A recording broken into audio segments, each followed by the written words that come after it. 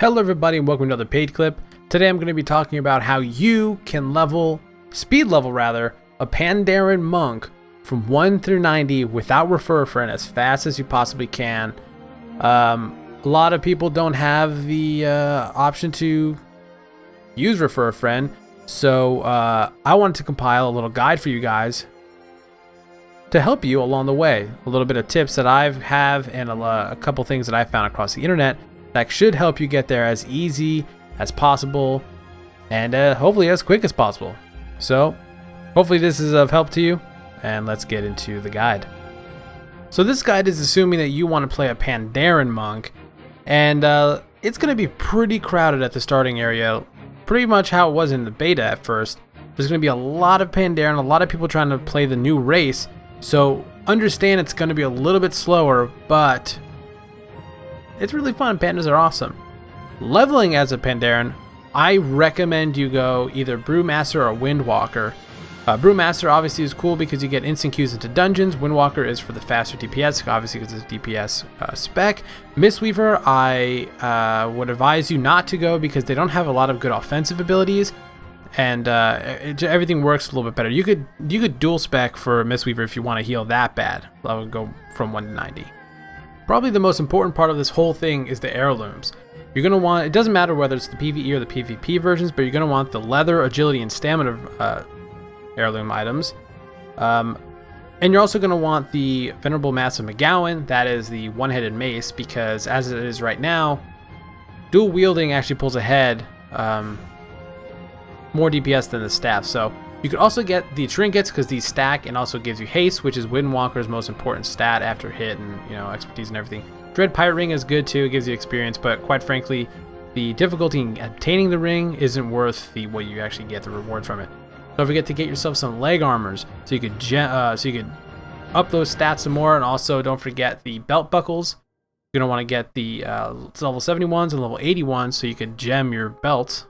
Remember, more agility, more stats is going to make you kill things quicker. Also, agility, enchant weapon, both your weapons. Stealth increases agility and dodge, and greater stats for your chest. Remember, helm and shoulder enchants are being broken in Mists of Pandaria, so you're not going to be able to use them. Also get delicate cardinal rubies and the level 85 versions, but the delicate cardinal rubies don't have an item level requirement, meaning if you can socket any item from level 10 to 85, you could stick these gems right in them, so they're really worth it. Pick up a bunch of them. Another thing is the Adventurer's Journal. You could use it and you can get any one of a number of buffs. It's really useful and it lasts an hour, but you can only use it from level 75. So from level 75 to 85 until you can go to Pandaria, you can get one of these buffs. Obviously the most one you want the most is a 10% quest experience gain, the Learning by Example buff. The damage done increases are nice. Chance to heal yourself is nice too, but experience is the best. Also, swiftness potions, so you could run faster. Other things you could do is make sure you join a high level guild. I recommend 25 just for the extra perks, but really you only need a level 6 guild in order to get fast track rank 2, so you can increase your experience 10% on top of if you get a buff from the Adventurer's Journal and all of your heirloom items themselves. Another tip as a Pandaren monk, or as a monk in general really, you get an ability called Zen Pilgrimage, which lets you travel to the Peak of Serenity, which is in Pandaria.